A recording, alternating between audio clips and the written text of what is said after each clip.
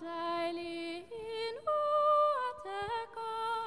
En uge, der går på hver en side i ro, så hun står om sommeren.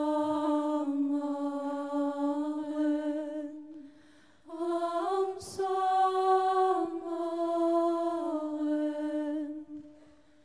Jeg ved en så dejlig en uge, der går. En uge, der går på hver en side i ro, så hun står om sommeren. Om sommeren.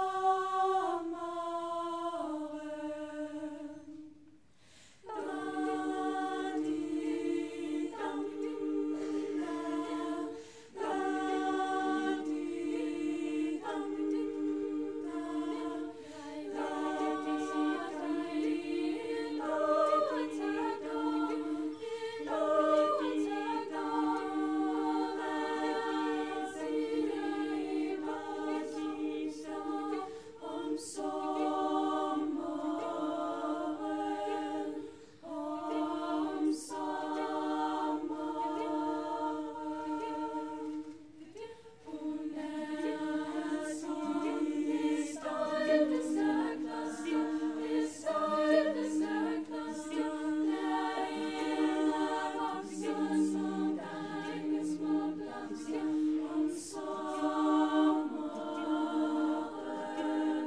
Om sommeren. Derinde der vokser en rose så rød, en rose så rød. Derinde synger en nattergal sød om sommeren. Om sommeren.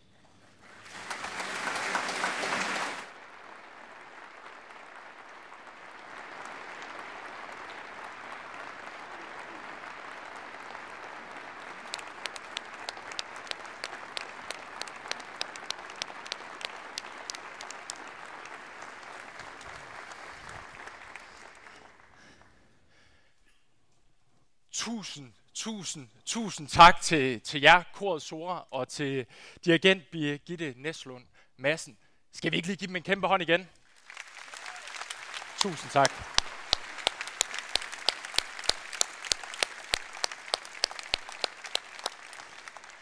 Tak. Wow. Kuldegysninger.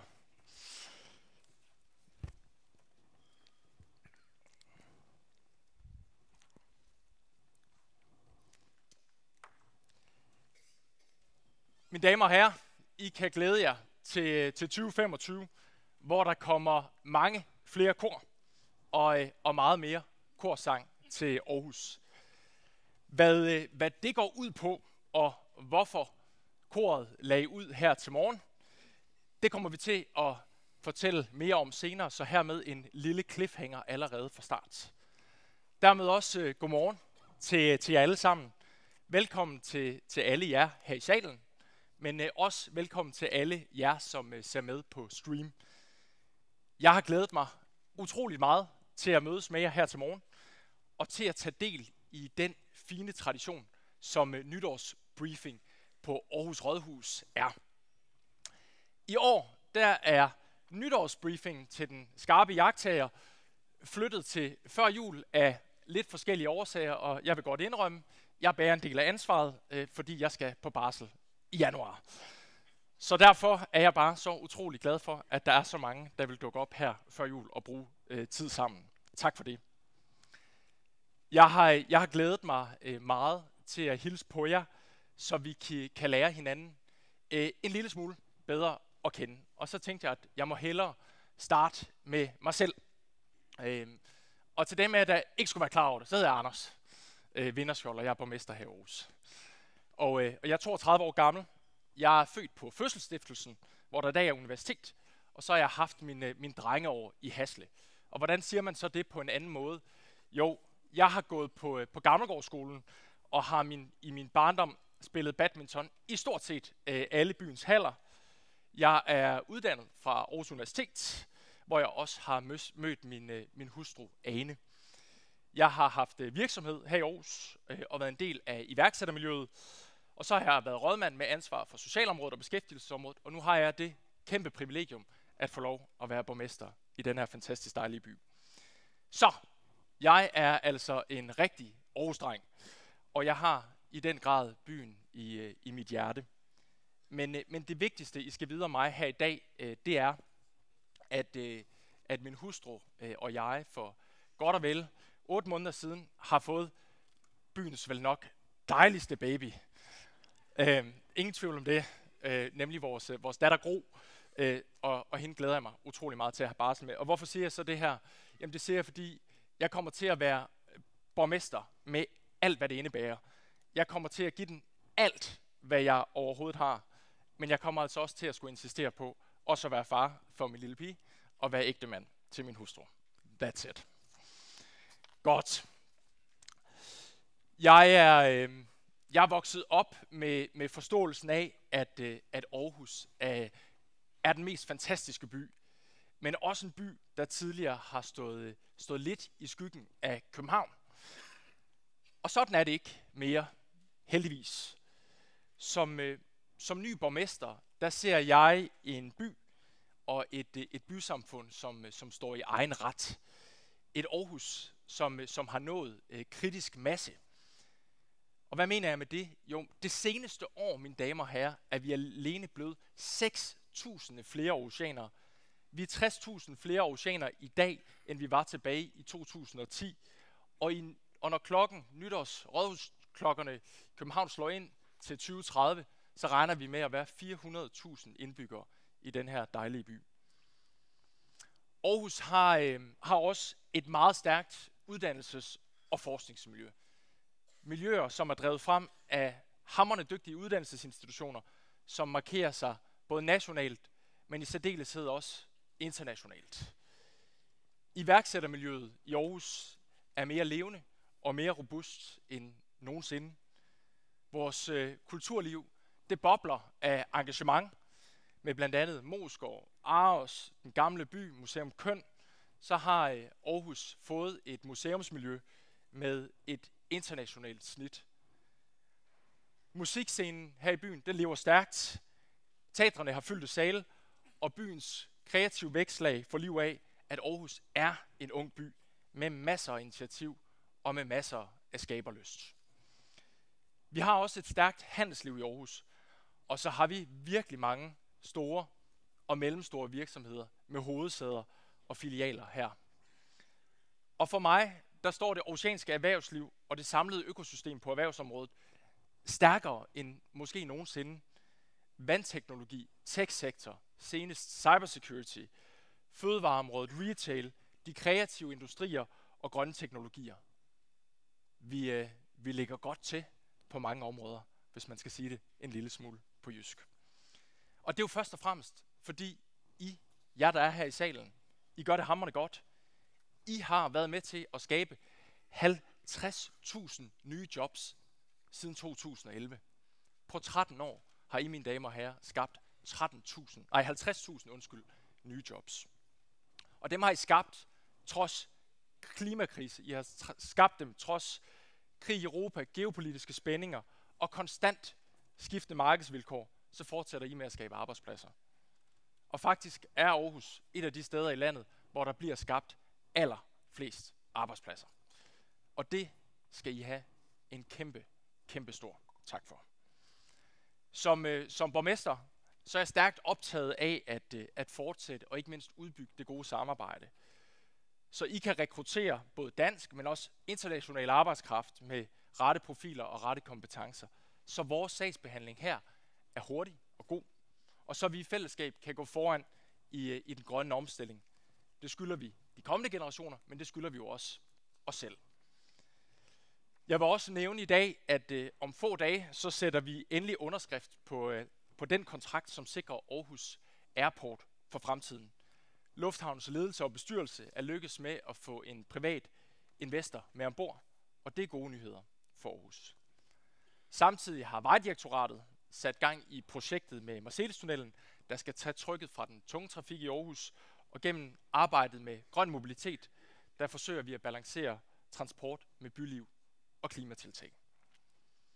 Forhåbentlig kommer I også til at bemærke, at jeg vil arbejde benhårdt for at varetage Aarhus Erhvervslivs interesser af alle de kanaler, jeg nu måtte have til rådighed.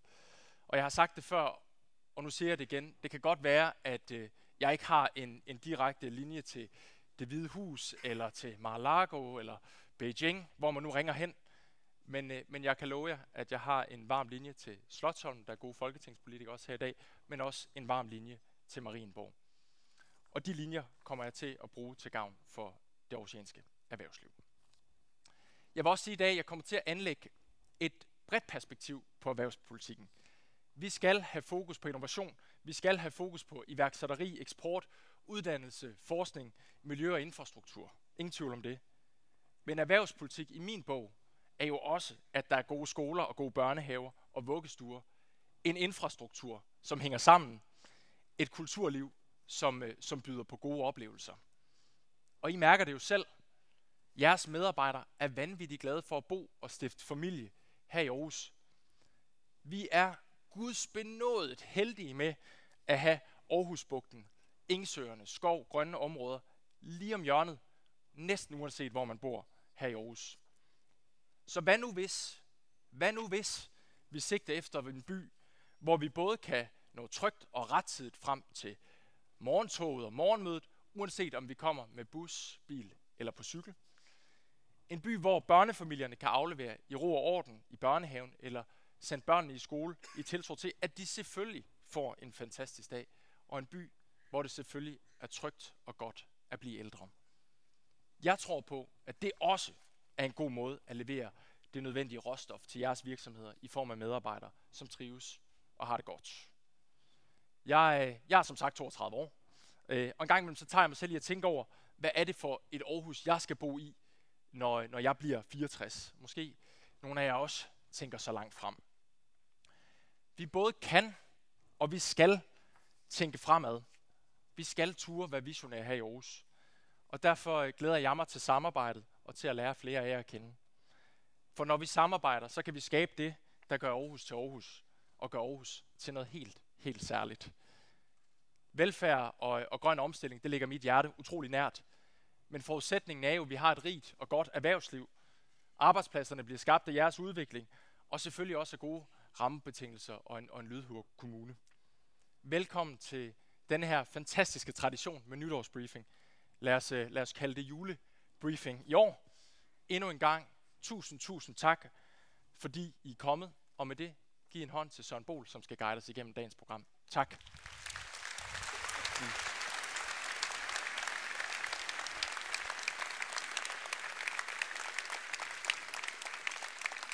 Tak for det, Anders. Vi kommer tilbage til dig lige om lidt og er nogle omgange den her morgen.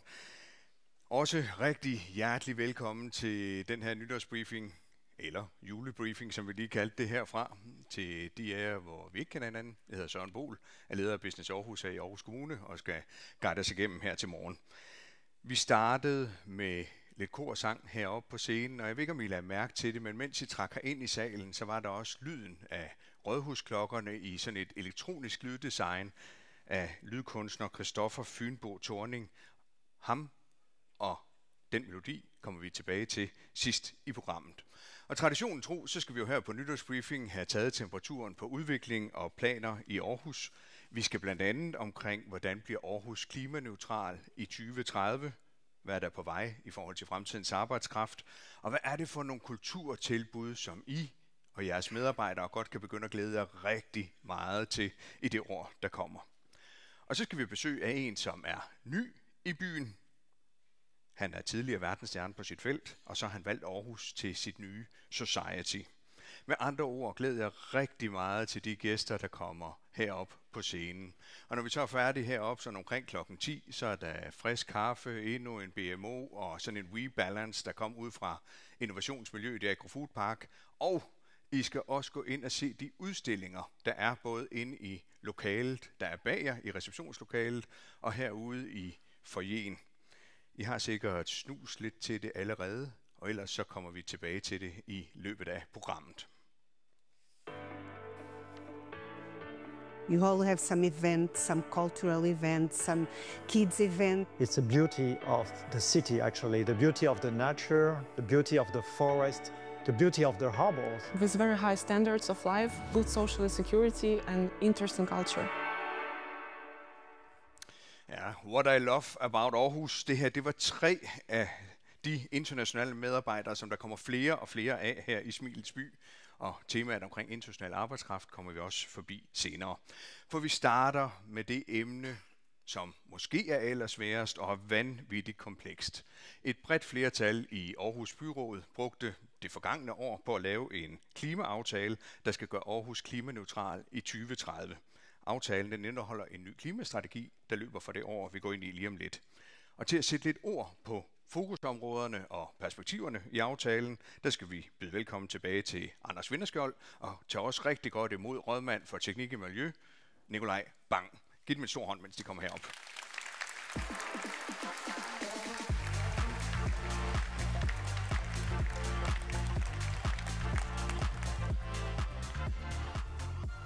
Ja, velkommen tilbage til scenen til dig, Anders, og også velkommen til dig, Nikolaj. Anders, du er ny som borgmester, men du har været med i forhandlingerne af klimaaftalen. Og Nikolaj, det er dig som rådmand for teknik og miljø, der var forhandlingsleder på den anden store aftale, der har været her i det forgangne år, nemlig den grønne mobilitetsplan, som også indgår i klimaaftalen. Og Anders, vi starter med dig. Hvad er dine perspektiver på visionen om at være klimaneutral i 2030? Det er en svær vision. I Aarhus har vi en ambition om at være CO2-neutrale i 2030. Der er 2 grunde til, at jeg synes, det er enormt vigtigt, at vi forsøger at realisere den ambition. For det første, fordi jeg mener, at vi har et ansvar. Vi er en rig by i et rigt land, som udleder meget CO2, så selvfølgelig skal vi tage ansvar for vores udledninger. Det er det ene. Og det andet er jo, at når vi lykkes med at lave grøn omstilling i Aarhus, så batter det jo noget i skala, når vi tager til Indien eller til Sydafrika, hvor vi også sælger vores vandteknologi, eller hvad det nu måtte være. Så at Aarhus går foran, gør noget godt for klimaet i sig selv, men gør også noget godt, når vi kommer i skala og kommer ud til verden. Og så er der også mange fantastiske virksomheder i Aarhus her, så jeg øjner også, at der kan være lidt forretning i det for byens virksomheder. Nikolaj, du er som teknisk rådmand jo også en meget central del af aftalen. Meget af det her, det er jo tekniske investeringer, der skal ind. Hvad er vigtigt for dig i arbejdet med klimastrategien? Det er for det første, at vi kommer i mål med vores 2030-målsætning. At vi er en by, som tør gå foran. At vi er en by, som kan tiltrække investeringer og virksomheder. Folk, der godt tør tage en chance. Og så er det, at vi får lavet en positiv fortælling omkring klimaet. At det ikke bare handler om, at vi ikke må få frikadeller i kantinen, men at vi faktisk også får noget igen. Vi får bedre grundvand, vi får grønne rekreative områder, vi får investeringer, og i det hele taget får lavet en fortælling om, at det bliver svært, men at det nok skal gå. Og inden vi går videre med jer to, så skal vi lige prøve at have et overblik over situationen og hovedelementer i klimastrategien. Og vi starter med en graf, som viser den historiske udvikling. Det hele startede i 2008. Det var første gang, at Aarhus Byråd vedtog, at Aarhus skulle være klimaneutral eller CO2-neutral i 2030. Dengang lå udledningen på godt 2,8 millioner tons CO2. I det sidste opgjorte år, og det er 2022, der er udledningen sådan lige godt det halve af det, nemlig 1.450.000 tons CO2. Og hvis nu man havde kørt sådan en såkaldt frozen policy, det vil sige, hvis nu de her ikke havde truffet en klimaaftale i år, der var gået, så var udledningen i 2030 landet på sådan cirka 750.000 tons CO2. Og derfor så har klimaaftalen også sat nogle mål og udlagt nogle strategier for, hvad der skal hentes på de respektive områder, og det er eksempelvis på energi- og varmesystemet, det er på carbon capture eller på dansk CO2-fangst, det er på transport og mobilitet, og det er på skov og natur og landbrug. Og tilbage til jer to, lad os lige prøve at gå lidt bag ved nogle af de her domæner. Det første, det er omlægning af energi- og varmesystemet. Anders, hvad går det ud på? Det går jo ud på, at den energi, vi bruger, skal være grøn og bæredygtig. Det betyder jo selvfølgelig, at vi skal have noget vedvarende energi op i Aarhus. Vi kommer ikke til at kunne tage vores færre skærm. Selvfølgelig skal vi også have vind og sol op i Aarhus, så vi får grøn strøm ind i vores stikkontakter. Det er det ene. Men vi har jo også en varmeforsyning. Det begynder at blive koldt. Og lige nu er vi i gang med, sammen med virksomheden Energi, at bore kilometer ned i den oceanske undergrund, for at hente naturligt varmt vand op, altså geotermi, som er en bæredygtig energikilde. Og hvis alt går vel, 7-9-13, så betyder det, at 20%, en femtedel af den oceanske fjernvarme, kan være geotermisk og dermed bæredygtig. Og det er jo den vej, vi skal, for at sikre, at den energi, vi bruger, er så grøn som overhovedet muligt. Så det er i hvert fald et par elementer i det. Nikolaj, vi hører lige om geotermi. Vi kan lige prøve at få en visualisering op på skærmen her. Hvordan går det egentlig med det projekt? Det går jo ret godt. Jeg har været ude og tage første spadestik til et af anlæggene, og de erfaringer, vi har gjort os allerede, er, at det virker, at det har den rigtige temperatur. Teknologien fungerer. Det vil altså sige, at det her er meget, meget realistisk, at vi kommer i mål med. Og så er det her et af de eksempler, hvor vi er en af first moverne, altså hvor en stor virksomhed har valgt at lave deres test her hos os, sådan så det kan eksporteres til resten af verden. Og på den måde kommer Aarhus til at have et langt større aftryk, end bare det, vi selv gør her. Og det største enkeltbidrag i klimastrategien, det er CO2-fangst. Nikolaj, hvad går det egentlig ud på? Jamen, det går grundlæggende ud på, at der hvor vi normalt vil sende CO2 ud i atmosfæren fra vores kraftværker, jamen så sætter vi et anlæg op, et temmelig dyrt anlæg, som trækker CO2 ud af luften. Og så kan det enten konverteres til noget brændsel, eller det kan puttes ned i jorden. Men det er et anlæg, der vil tage noget, der ligner 350.000 tons ud om året af vores CO2-regnskab. Så det her er en af de ting, der virkelig batter. Anders, klimaaftalen kommer også til at ændre på arealanvendelsen i Aarhus. Hvad ligger der i det? Jamen, der ligger måske for salen her, det er ikke mange, der ved det, men Aarhus er jo også en landbrugskommune. 55% af vores areal er faktisk landbrugsjord. Det er der ikke mange, der tænker over. Og det betyder, at vi kommer til at skulle omlægge noget af den landbrugsjord, fordi vi har behov for at beskytte vores grundvand, som er presset, hvor vi borer flere steder i dag.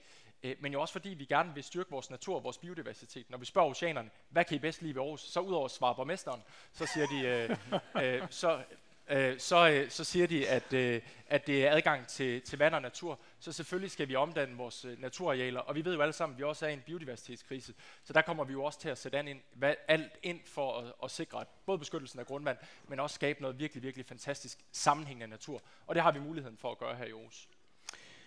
Og Nikolaj, ganske kort her til sidst. Vi kunne her til morgen nyde vores kaffe og vores drikke i det her såkaldte reusable krus. Hvad er historien bag dem?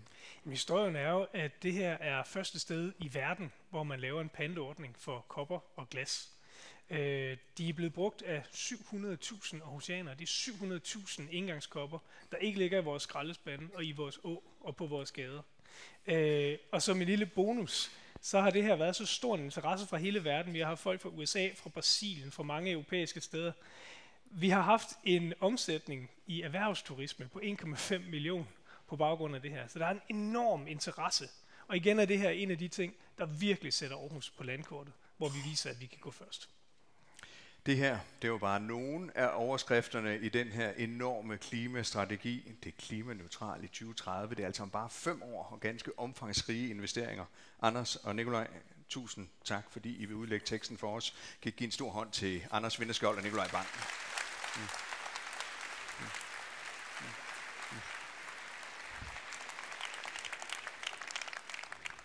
Ja, den grønne omstilling må gerne være en løftestang også for jer i erhvervslivet. Og der er heldigvis nogle gode virksomheder, der har brugt det forgangne år på at etablere sig og vokse i Aarhus, netop for at jagte den grønne omstilling. 2 af dem kan I prøve at se i videoen her. En grund til, at vi har slået os ned her i Agro Food Park Aarhus, det er fordi, at det er et sted, hvor vi kan se, at der er nogle gode rekrutteringsmuligheder for os. Både i forhold til andre virksomheder, men også specielt i forhold til SEGES og det, der er i Agro Food Park, hvor der er meget af fødevareindustrien. Ikke? Nature Energy er en del af den cirkulære økonomi, der ligger omkring det at producere fødevarer, hvor man får noget organisk affald ud. Vi tager det organiske affald, putter det ind i et biogasanlæg, får grøn energi ud af det, og derudover så laver vi grøn gødning, som kommer ud på markerne, så vi kan producere næste års fødevarer.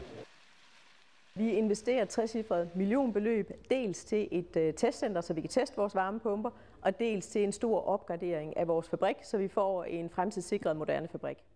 Vi er en global virksomhed, og vi investerer i hele verden.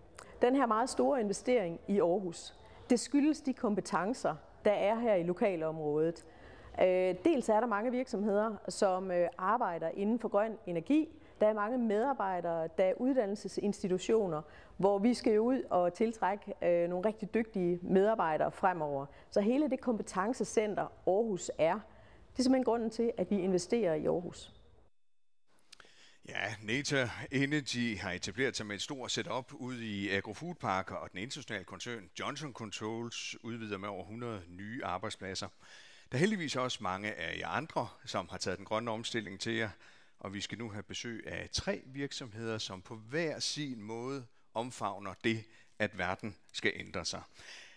Mens de kommer herop, så skal vi lige have en lille præsentation, hvem de er. Prøv at se herop på videoen.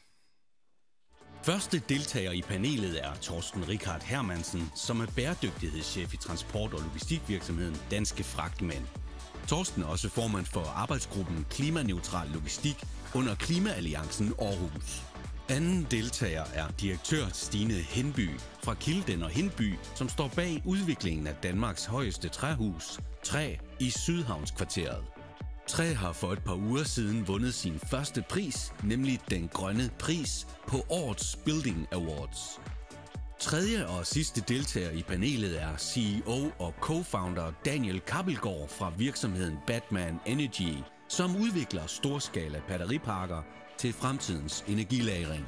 Batman Energy vandt prisen som årets startup til Aarhus Investor Summit.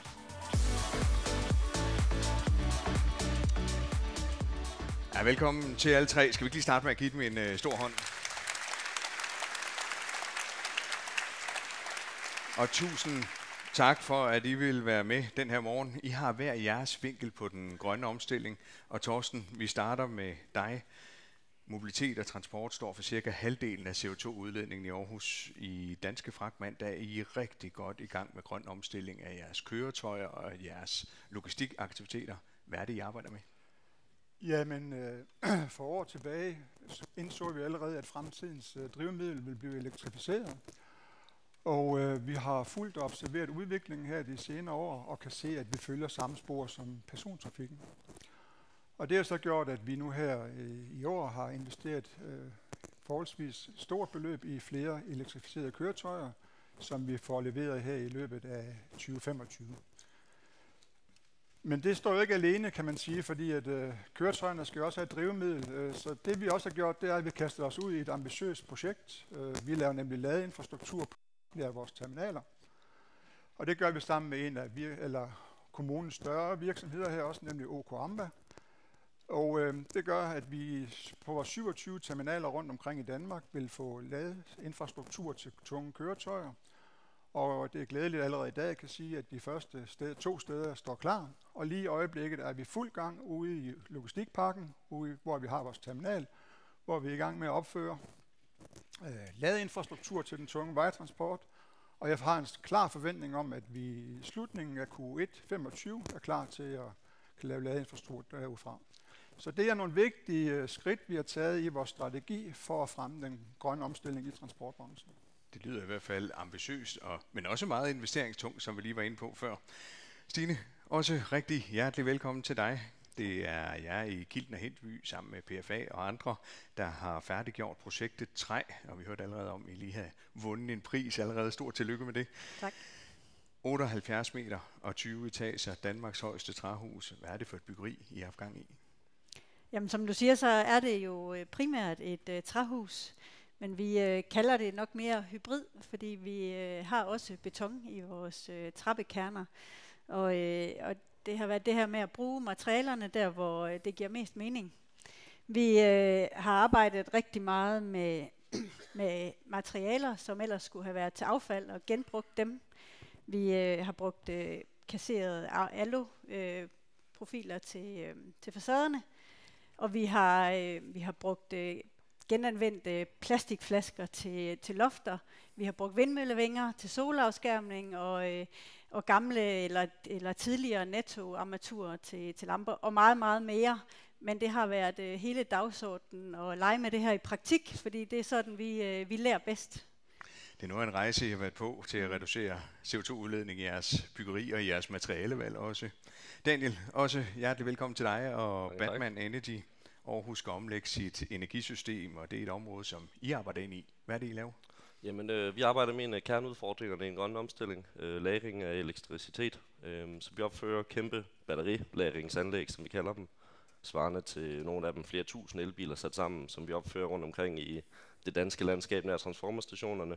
Så sætter vi dem sammen med eksisterende vindmøller og solceller, og sammen med forbrugende industrier af strøm. Så vi er omkring 25 mennesker at holde til her i Aarhus.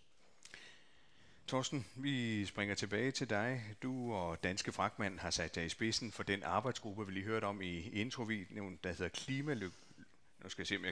klimaneutral logistik i den såkaldte Klimaalliancen Aarhus. Og til de af jer, der ikke har hørt om Klimaalliancen Aarhus, så er det sådan et partnerskab af virksomheder og erhvervsledere, der arbejder helt konkret med, hvordan man kan reducere CO2-udledningen i Aarhus. Hvorfor ser I som Danske Fragtmand et behov for at samarbejde med andre virksomheder i forhold til omstilling af vejtransporten?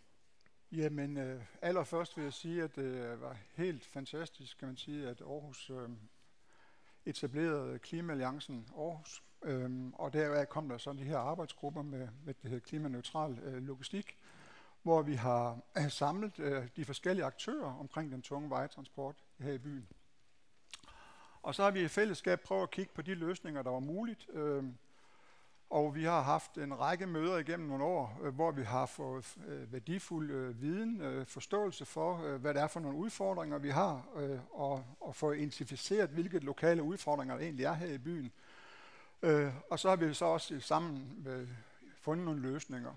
Og det har vi gjort i en saglig dialog og god dialog sammen med Aarhus Kommune, og det er vi rigtig glade for. Og vi har også bidraget med flere forskellige anbefalinger, som har været medvirkende til, at man kunne arbejde med det i det politiske arbejde her i byen, omkring mobiliteten i byen. Og ja, hvorfor er vi så gået ind? Jamen, vi synes jo, som en stor aktør,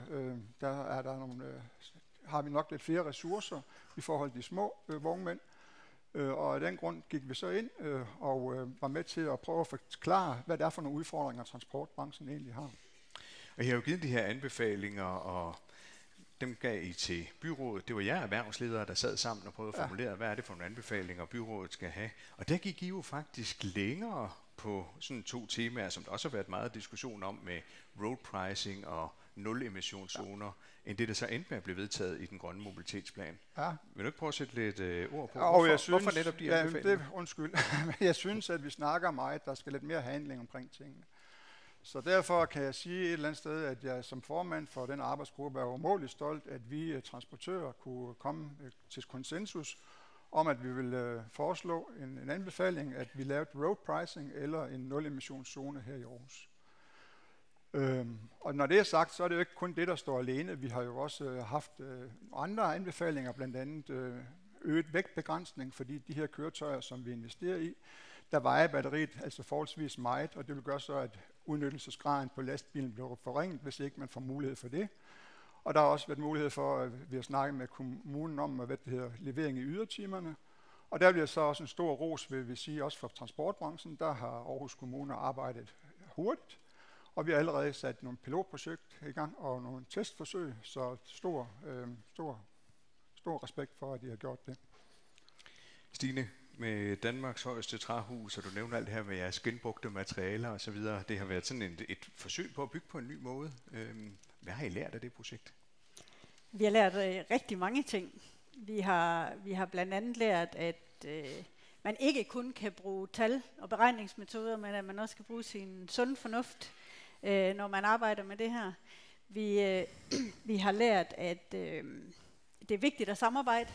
Vi har haft et rigtig godt samarbejde med blandt andet Aarhus Kommune og med alle med i projektet. Og det er nødvendigt, fordi vi kender ikke altid materialerne, når vi starter. Så der er brug for, at alle er lidt modige ind i sådan et projekt her, og tør at tage tingene på rejsen. Og så det her med at arbejde med tingene i praktik, det lærer man utrolig meget af, i stedet for at bare tænke det. Så jeg er helt enig i, at der mangler handling rundt omkring, og den måde, vi lærer det på ved os, det er at gøre det og prøve det. Og så finder man ud af, hvad der er godt og skidt, men det er rigtig vigtig læring. De første lejere, de er jo flyttet ind her for cirka en måneds tid siden, og det er alle sammen erhvervslejere, altså virksomheder som jeg her i salen i dag. Hvordan oplever I, hvordan har efterspørgselen været efter bæredygtig byggeri? Jamen, den har været stor. Vi er over 90% udlejet, og som sagt, så er projektet lige færdigt. Vi oplever også, at mange virksomheder godt kan se ideen i at være en del af den her klimadagsorden, at deres medarbejdere efterspørger det. De er stolte af at være en del af noget, hvor man tænker i den retning her. Og så synes jeg også, at rigtig mange af dem har ladet sig inspirere af, at vi har prøvet at gøre os umage. Og derfor har de også taget nogle tiltag i deres virksomheder omkring, hvordan de kan bidrage. Du siger, at I bruger genbrugte materialer og sådan noget. Hvordan er det så med økonomien? Er det billigere at bygge på den her måde, eller er det dyrere, eller hvordan ser det ud? Jamen, det er ikke billigere at bygge på den her måde, og det koster lidt ekstra. Det koster lidt ekstra i procestiden, og det kan koste lidt ekstra i bearbejdning af materialerne, men vi oplever faktisk også, at lejerne også er villige til at give en skilling mere, sådan at totaløkonomien i sådan et projekt her er nogenlunde som andre projekter.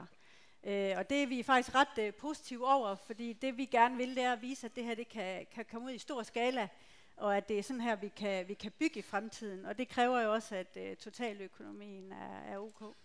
Vi kunne lave sådan en åben invitation til alle her, gå en tur ned i Sydhavnskvarteret og prøve at se byggeriet.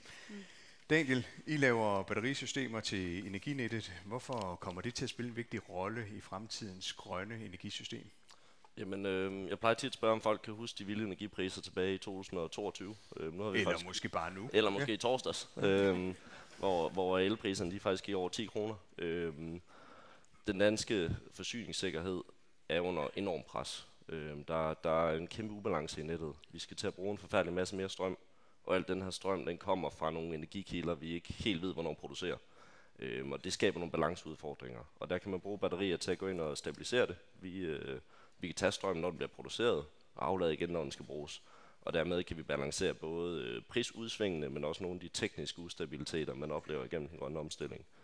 Og det er jo særligt vigtigt, hvis for eksempel danske fragtmænd skal til at omlægge deres systemer til elbaseret, så man er nødt til at kunne stole på den energiform, man har. Og det gælder jo sådan set på tværs af rigtig, rigtig store dele af samfundet og de danske industrier, at hvis vi skal kunne ture omlægge vores processer til el, så er vi også nødt til at kunne stole på den. Og der går batterisystemer ind og skaber den her stabilitet. Så det er noget med, når solen ikke lige skinner og vinden ikke lige blæser og så videre, så har vi noget en ressource at bruge af. Lige præcis. Du og I Batman Energy er jo en af de nye i klassen her i Aarhus. Batman Energy er kun godt 2 år gammel. Dermed er du også en af byens grønne startups. Hvordan har det været at starte sådan en grøn startup her i Aarhus? Jamen, jeg synes, det har været rigtig godt. Man kan sige, at som startup har man jo ikke tid eller mulighed for at nå at bygge sin egen talentbase og lære dem op. Og der har vi heldigvis haft rigtig gode muligheder for at kunne rekruttere energispecialister i Aarhus. Så det har rent faktisk været muligt at tiltrække de kompetencer, vi har brug for at kunne drive et firma som vores.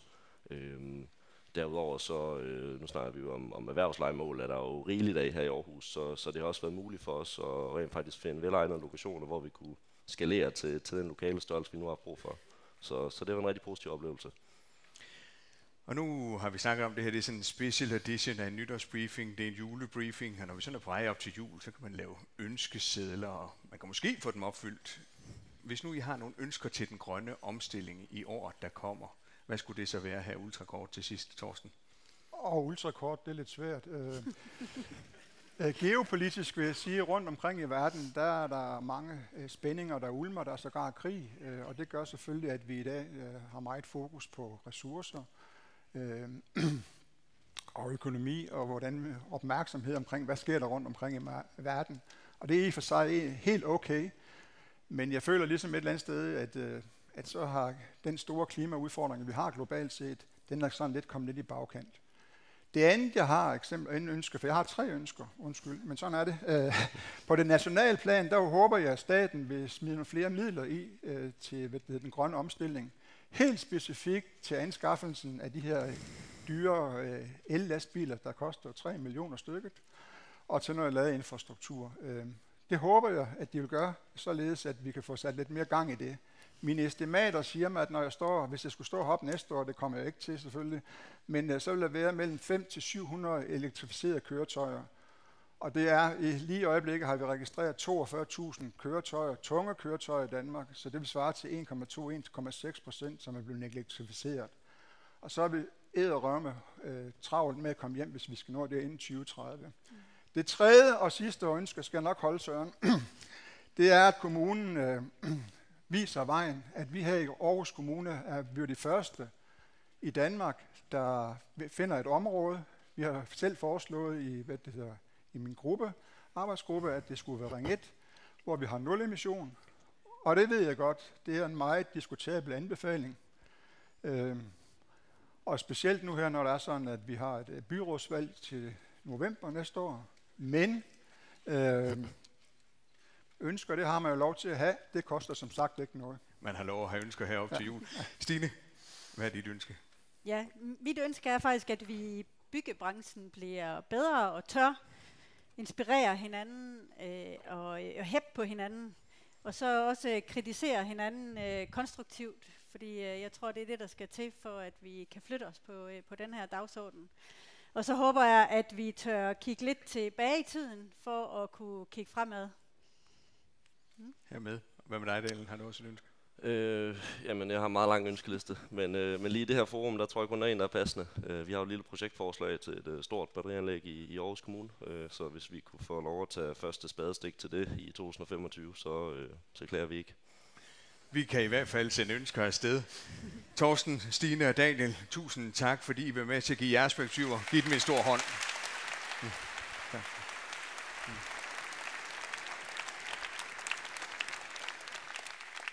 Vi fik krasset lidt i overfladen af, hvordan skal Aarhus være klimaneutral i 2030. Når vi er færdige her på scenen, så er det et af de steder, I skal gå hen. Det er bag jer i receptionslokalet, hedder det hernede bagved, hvor I sidder. Der er der en udstilling om klimastrategien, og så kan I jo passende også gå ind og spørge, hvordan jeres virksomhed kan involvere sig i Klimaalliancen. Så gå ind og tjek det ud, når vi er færdige her på scenen.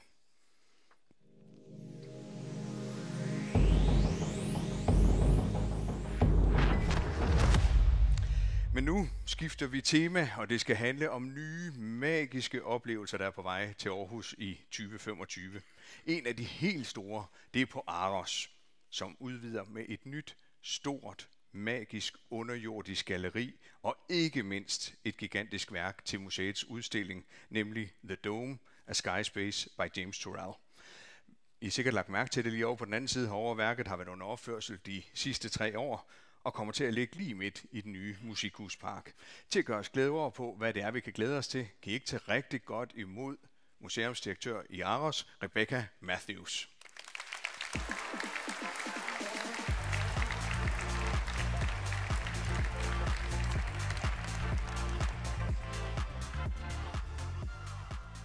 Yeah, welcome, Rebecca, and now we'll switch to English. Thank you very much for joining us this morning. You're on your way with a magnificent new milestone here in Aarhus. What can we look forward to here in 2025? I think 2025 is going to be a pivotal moment for AROS, but I also think it's going to be a milestone for the art and cultural life in Aarhus. We are in the middle of a kind of once-in-a-generation transformation of the museum. We're expanding the museum by 20%, and with the dome, the Sky Space by James Turrell, we hope that we will emerge in 2025 and beyond as one of the most innovative museums nationally and internationally in which to engage with really transformative art experiences at scale, both the monumental scale and also the smaller scale. I think 2025 will be a really unique experience for AROS and the city. We have an open-air art square of 1,000 square meters, which you can see developing at the moment. That's going to be the perfect setting for performances and installations and concerts. Directly beneath that is a 1,000 square meter gallery, which is a raw concrete industrial space, very unlike any of AROS's other galleries, where we're going to show some really risk-taking art, we hope. We're going to make the rules and break the rules in there. And then, of course, the Dome by James Turrell, where we're going to bring people together in this wonderful sky space, literally under the same sky. So I think 25 is a year when AROS will see a work of art opening of a scale and a quality and a magnitude you can't find anywhere else in the world. You have to come to Aarhus if you want to see it. Definitely. It's James Turrell who's behind the masterpiece, the Dome. How would you describe him and how would you describe the work? He's genuinely, I think, one of the world's most respected and renowned artists working today behind some of the most interesting work in the world. He's in major collections worldwide, in the Guggenheim and in MoMA, in the Tate, in national galleries around the world, in over 26 countries. He's regarded as an extraordinary light artist. He's a key American artist that is bridging the fields between land art, architecture, and the light and space art movement. He was born in the US, in California, in 1943, so he's 81 years old. He's not a spring chicken, but he's full of energy, and he's full of beans, and he's full of ideas. He really is an artist who has spent his life focusing on art installations that are wrapped around color, space, time, light. And one of the most remarkable things he's going to do is, of course, what we're going to see across the road. He manipulates light and color, not paint or sculptural materials, so that he can give us an art that we enter into that is not an object, of course, but actually an experience in perception. And that is exactly what we're going to experience over there in 2025. I know you have brought a small greeting from him. We do have a small greeting from him. Let's take a look at that. Sure. Let's come here on the screen. Hello to the City Hall and to all the people from the city, and also to the people of the museum and all those who have been involved in the construction and the funding of the construction. I want to give thanks to all of you for this project, which is very exciting to me, but I think it's going to be quite an addition to the city and to the museum. Thank you very much, because this is something that I am excited about, and I hope you are too. All the best to you, and we're getting close to an opening, so the excitement does build. Thank you. Let's give a big applause to James Turrell. And back to you, Rebecca. What kind of journey can we expect when we visit the Dome? It's pretty impossible, actually, to describe the artistic experience of a sky space. It's non-verbal and it's highly subjective. So if I'm walking you through the kind of architecture of it, we have a fly-through here, which was also created by Smit Hammer-Lassen to give you a sense of the experience. But you will enter the Dome experience, the next level, via level 3 in AROS, through a new glass, light-filled foyer. and into a 100-meter long corridor which takes you down towards the dome. There's no light at all, no natural light in the corridor. It's lit by this long artistic frieze which creates a sense of an infinite room, so you can't feel the ceiling or the floor or the walls around you. You're kind of guided by the light. You're guided by James. The floor kind of slopes gently down. It drops about 4 meters to get to the dome, and the ceiling also drops from about 4 meters to 2.5 meters. So you have this sense of compression as you're coming in, and that together with the lack of daylight, the lack of natural light, creates this really a great sense of anticipation before you step into this incredible dome-like arena, which is full of light and space and color. It's a 1,000 square meters circular space, 16 meters high, 40 meters in diameter, and you look up to literally the open air and the sky above you through a 6 meter diameter wide opening or aperture to the sky. And that's as much as I can really describe, except I will just say one thing. James Turrell also says this quote, which is, "I can paint the sky any color you like." And that is actually very true. So it's a very bold, very powerful statement, but it gives you a sense, I think, of what's to come in 2025. I think in short version, we would say, wow. Yeah, you have to come and do it. Some of us can remember back to 2011, your rainbow panorama has had a great impact on the number of visitors to Aros. Now you're opening a new masterpiece. What kind of commercial expectations do you have for the expansion? I think that Aros's commercial success to date has been, has relied quite heavily on our artistic programming and the quality of that, but also the ability to offer audiences and our citizens an experience that speaks directly to them. Your Rainbow Panorama is an iconic example, so is Boy, the Ron Mueck sculpture, and now comes the next level and James Turrell's dome.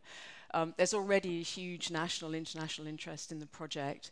We're hoping for around 100,000 more visitors a year, which is ambitious, but we think, realistic.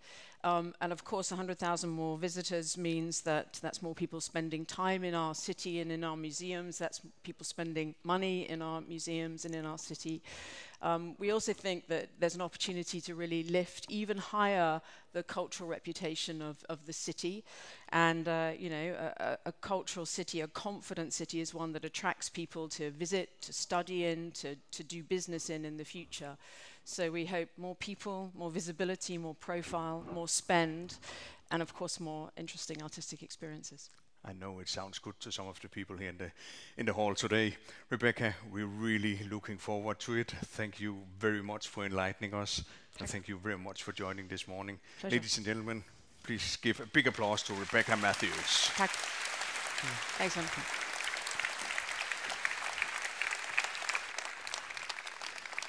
Ja, det er noget af en oplevelse, der venter jer og jeres medarbejdere her i 2025, og bringer også gerne en masse gæster ind. Jeg ved, der sidder hoteldirektør her i salen i dag, så endelig bring dem til byen for at se det nye monument også.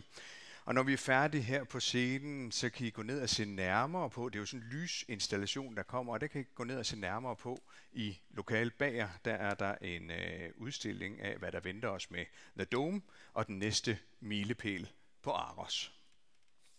Hør nu, herr Norman, ja, hør nu, herr Norman, ja, hør nu, herr Norman, ja,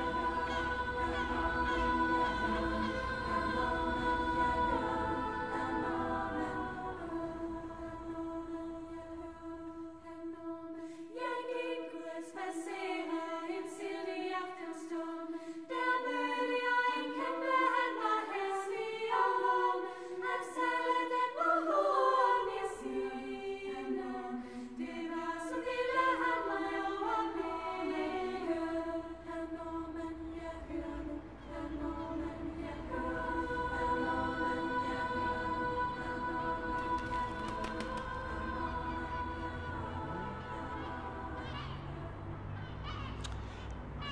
Ja, denne morgen blev smukt indledt af Kor Zora, og anledningen er, at Aarhus i 2025 skal være værtsby for The European Choir Games. Til at sætte ord på morgens sang, og hvad der kommer til at ske til sommer, kan I ikke tage rigtig godt imod Korts dirigent Birgitte Næslund Madsen og projektleder i European Choir Games, Lene Juhl Langballe. Velkommen til jer.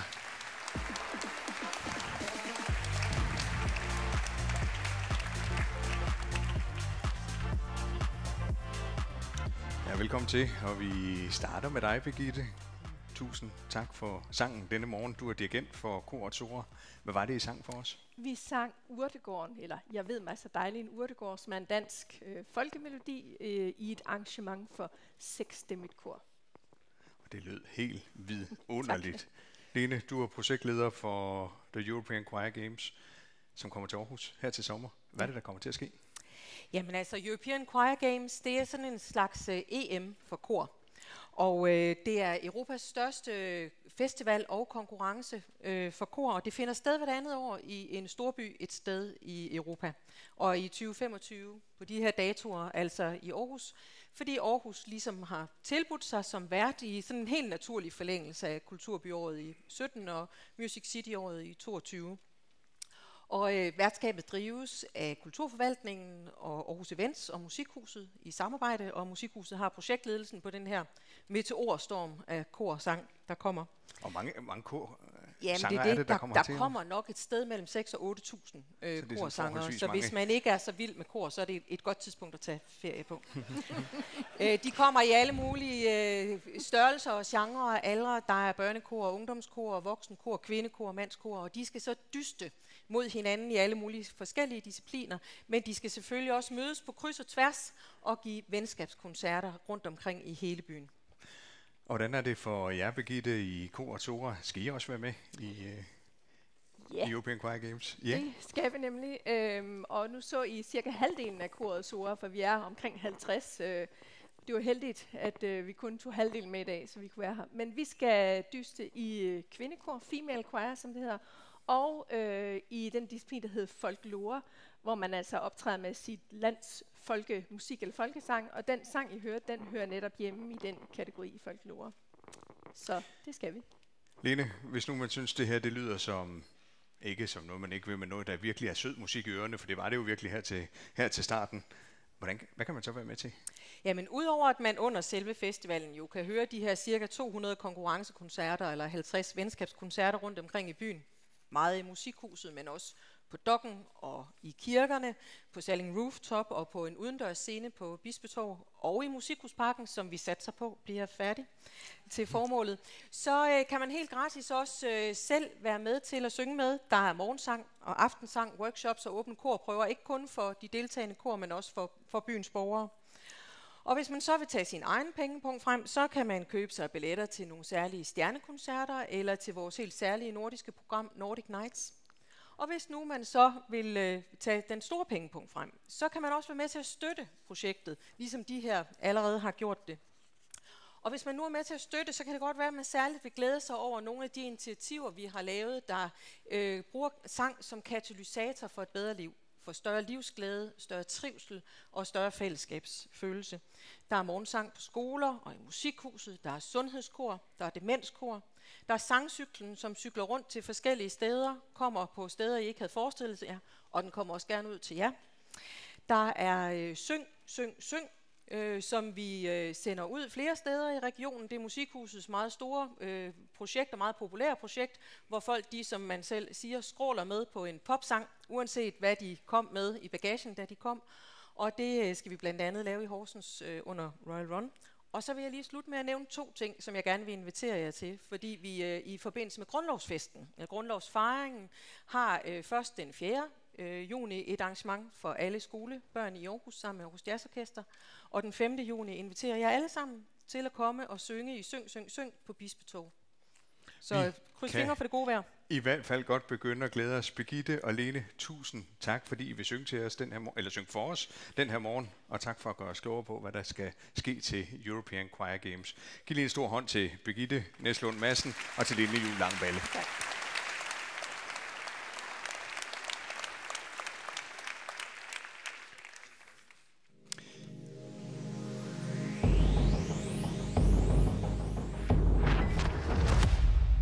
Og nu skal vi til et nyt tema. Danmark har rekordhøj beskæftigelse, og som vi hørte andre sige her i starten, så er Aarhus et af de steder, hvor der bliver skabt allerflest nye jobs. Det kræver, at der kommer nye medarbejdere, så I kan besætte de stillinger, som I har åbne.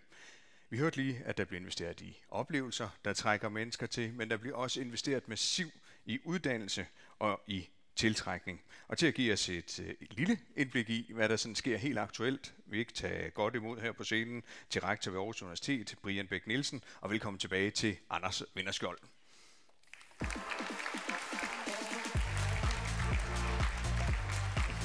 Hej.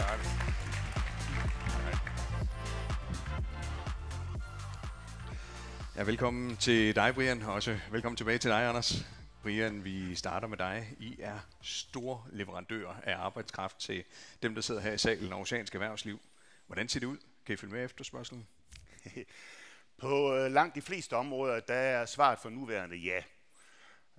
Men det strammer til. Og det strammer jo til på den måde, at det bliver mere og mere eftertragtet. Dimittentledigheden er en saga blot, så I skal nok vende jer til, at konkurrencen om de unge mennesker, vi uddanner, at den bliver endnu større, som vi kigger fremad. Så er der nogle ømme tæer. Vi har nogle områder, hvor der er en meget, meget latent mangel på arbejdskraft. Det er især inden for områder som IT, det er inden for ingeniør. Også dele af businessområdet, hvor vi simpelthen skal levere noget mere. Og derfor så er jeg glad for at kunne fortælle, at her, når vi kommer frem til september måned, så starter vi 3 helt nye bacheloruddannelser i IT. Og det er jo for simpelthen at prøve på at imødekomme noget af det demand, der er. Desværre så er situationen jo også sådan, så vi ser ind i ungdomsårgange, der er faldende. Og det kommer jo også til at smitte af på os. Der er balancer i hele landet, og der er i øjeblikket der er lagt et loft over, hvor mange vi kan optage på universiteterne. Så vi kommer ikke til at kunne løse det bare ved at rekruttere danske studerende. Derfor er det ekstremt vigtigt, at man åbner op for, at vi kan få lov til at rekruttere mange flere internationale studerende. Man er begyndt med kandidatreform. Mange tak for det, men det er alt for lidt. Østjylland er håbløst undersupplied med hensyn til internationale studerende. Det skal vi have gjort noget ved. Så Anders, der er en opgave. Tak, Brian. Jeg er medtaget med. Jeg giver lige en stor hånd til Brian. Fordi, Anders, vi kan jo lige prøve at hoppe over til dig. Du er ny som borgmester, når man siger universitet, så siger man jo også studieby. Hvad fylder hos dig på Aarhus som studieby? Altså grundlæggende, så synes jeg, at vi er en fantastisk studieby. Altså, vi tiltrækker jo rigtig mange unge mennesker, 10.000 faktisk, som kommer til vores by for at læse på universitetet, men jo også på VIA, vores tekniske uddannelser, erhvervsakademien. Og vi har, mine damer og herrer, absurd gode uddannelsesinstitutioner i den her by. Det er et kæmpe privilegium, også for alle jer, der er i salen her. En god studieby er selvfølgelig gode uddannelsesinstitutioner, men det er jo også kulturliv, at man vil besøge Rikkes festuger, Rebekkas Aros, men det er jo også, at vi har tilbud til dem, for hvem livet er en lille smule svært. Så en god studieby er jo mere end uddannelserne. Men en studieby for mig er jo også afgørende, fordi at vi skal sikre gode studiejobs. Mange af jer er afhængige af dygtige studerende, som kommer i studiejobs. Vi er dygtige, gode for at bruge gode praktikanter, og så selvfølgelig overgangen ind til den arbejdskraft, de har brug for. Og på min dosmerseddel, på min to-do, der står internationale studerende også meget højt, så det skal vi nok forsøge at løse i fællesskab. Brian, der sker meget op på universitetet hos jer lige i øjeblikket. Sådan lige her ved indgangen til 25, som kommer lige om lidt. Hvad står sådan øverst på strategien i øjeblikket? Altså, den strategi, som vi kører efter lige i øjeblikket, som kommer til at køre et år længere, der havde vi et fokusområde, som hedder, at vi er simpelthen nødt til at udbygge vores samarbejde med det omkringliggende samfund. Vi gør det fantastisk på forskning og rigtig godt på uddannelse, men det sidste samarbejdsben, det trængte altid til at blive styrket. Så det har vi pusset på nu her i en række år, og det går rigtig fint fremad. Vi har fået en meget, meget stærkere iværksætterkultur på universitetet også. Og det skal I nok vende jer til, at den indsats, den kommer til at fortsætte i årene, der kommer. Det kommer vi til at putte endnu mere tryk på. Man kan måske sige, at et af kodeordene bliver nok innovation i vores nye strategi. Så ikke kun studenter iværksætter og forskere, der iværksætter, men også iværksætteri eller innovation, som kommer ud og virker ud i virksomhederne og er med til at løfte virksomhederne i vores lokale område. Og så har jeg sådan 2 ekstra fokuspunkter, som I også nok skal regne med, at vi kommer til at få i vores nye strategi. Den ene, det er, at vi kommer til at lave en stor interdisciplinær satsning med hensyn til bæredygtighed. Vi er det universitet i landet, der har den bredeste fagportefølje, og dermed også de bedste forudsætninger for at lave sådan en satsning. Det sker kun ved samarbejde. Og det sidste, det centrerer sig så omkring Katrinebjerg, hvor vi har en national førerstilling her, og den skal vi fastholde, den skal vi faktisk udbygge. Så vores ambition, det er faktisk at fortsætte udviklingen af Katrinebjerg. hen imod, at det udvikler sig til at være et epicenter for, eksempelvis cybersecurity, og derfor så vil vi udvide samarbejdet med Security Tech Space og også med Cyber Campus Danmark, som vi jo planlægger sammen med kommunen, hvordan vi kan etablere det op. Så jo, vi har masser af planer. Og der er jo faktisk vedtaget 2 lokalplaner op på Katrineberg med en samlet, altså kan I lige se, hvilke størrelse vi snakker om, en samlet volume, det er til universitet, det er til studenter, det er til erhvervsliv og meget andet, på 330.000 etagemeter, så det er jo altså det er nogle store størrelser, vi snakker om her. Yeah. Brian, I bruger også 25 på at rykke ind i universitetsbyen, sådan helt for alvor. Hvad kommer det til at betyde for aarhusiansk erhvervsliv? Ja, det er så spændende. Altså, det er næsten ikke til at være sig selv. Det er jo en fantastisk campusudbygning, som vi har gang i. Men hvis jeg nu skal fokusere på det, der er af størst betydning for erhvervslivet, så vil jeg prøve at tage 3 nedslagspunkter. Det ene, der er over i universitetsbyen, det tidligere kommunehospital, der kommer vi til at flytte The Kitchen, vores iværksætterhub. Vi kommer til at ekspandere den, og så kommer vi til at flytte den op i den nordlige ende af universitetsbyen. Helt nye lokaler, det bliver et fantastisk sted, oppe i det gamle vaskeri i øvrigt. Lige over for The Kitchen, der kommer vi til at etablere et partnerhus, det er så nummer 2. Og det partnerhus, der er tanken, at byens virksomheder, som er interesseret, de kan rykke ind, sådan måske tage nogle kontorpladser deroppe og sidde der, og så være tæt på forskermiljøet, være tæt på de studerende og være tæt på iværksættermiljøet, som er lige på den anden side af vejen. Det håber vi kan blive en smeltedeal, hvor man virkelig begynder at skabe nye spændende ting til gavn for hele området. Det sidste er, at i regi af Aarhus Universitets Forskningsfond, der har vi lige lanceret et nyt selskab, der hedder AU Cetera, og det navn, det kan I lige så godt lægge jer på sinde. Det drejer sig om videreuddannelse, det drejer sig om specifikke kompetencer, som der er brug for ude i virksomhederne og også i offentlige institutioner. Der kan man henvende sig til AU Cetera, så kan de være med til at designe targeted kurser til jer, og dem, der underviser på de kurser, det bliver forskerne på universitetet. Og jeg drømmer sådan set om, hvis jeg nu skal tænke lidt frit, at på et eller andet tidspunkt, når vi har fået det her op at flyve, og hvis vi ikke selv skulle have kompetencerne på Aarhus Universitet, selvom det er svært at forestille sig, men hvis vi nu ikke skulle, så kan vi jo entrere med nogle af topuniversiteterne i hele verden. Så jeg håber, at det her det virkelig bliver en sælger, og virkelig noget, der kommer til at give gavn hele vejen rundt til byen. Det bliver i hvert fald spændende, så efter man har været nede og kigge i Sydhavnskvarteret, så skal man jo en tur op på campus. Anders, en ting det er de medarbejdere, som bliver uddannet her i Aarhus. En anden ting det er dem, som vi kan tiltrække. Her er også for udlandet. Hvad kan aarhusianske virksomheder se frem til her? Jeg sidder faktisk i de her dage og har arbejdet og stor kredit til det. Har lavet en ny strategi om international rekruttering sammen med erhvervslivet her i Aarhus. Vi har brug for også at kunne tiltrække dygtige folk udefra, som kommer til vores by. Men vi har også brug for, at de har lyst til at blive her en lille smule længere. Og derfor kommer vi til at lave en paraplyenhed, en samlet enhed, som gerne skulle gøre det lettere for jer som virksomheder at række ud og sige, at vi har brug for hjælp til X, Y og Z. Og nogle virksomheder er store, og nogle er mindre store. Vi har brug for at lave gode programmer til onboarding. Vi har også brug for at lave gode spouse-programmer, så ens partner også finder sig godt til rette med beskæftigelse med et virke her i byen, men selvfølgelig også er det ens børn. Så vi kommer til at lave sådan en samlet enhed, som skal gøre det endnu lettere for jer som virksomheder at kunne tage imod den internationale arbejdskraft, og så vi også kan sikre, at den internationale arbejdskraft bliver her en lille smule længere. Det er i hvert fald det, der er ambition, så det kommer I til forhåbentlig at høre meget mere til lige om lidt. Og Brian, ganske kort her til sidst. Du snakker om internationale studerende. Kan vi gøre noget for at fastholde flere af dem her i Aarhus? Ja, og det skal vi også.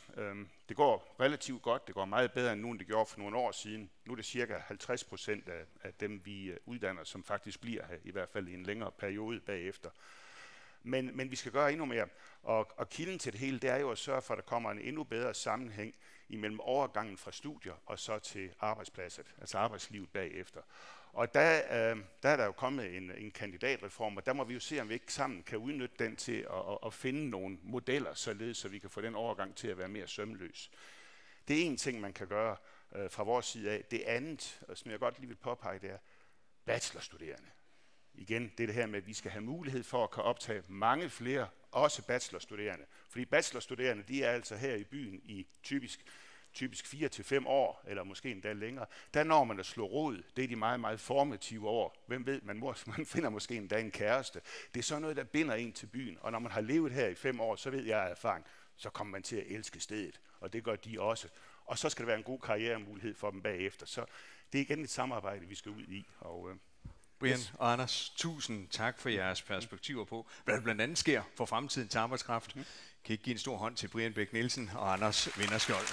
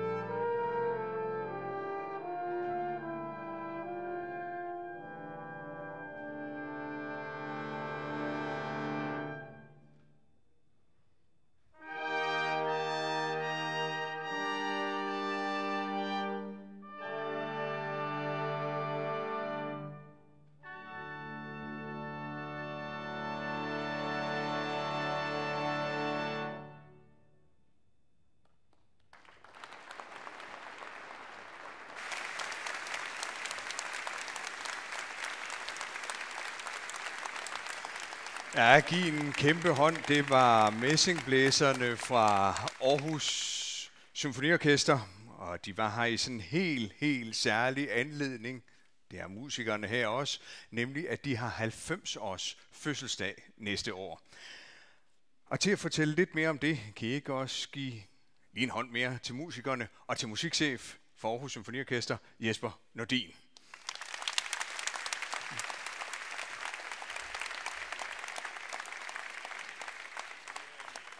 Og vi skal lige have en mikrofon til Jesper her. Den kommer her.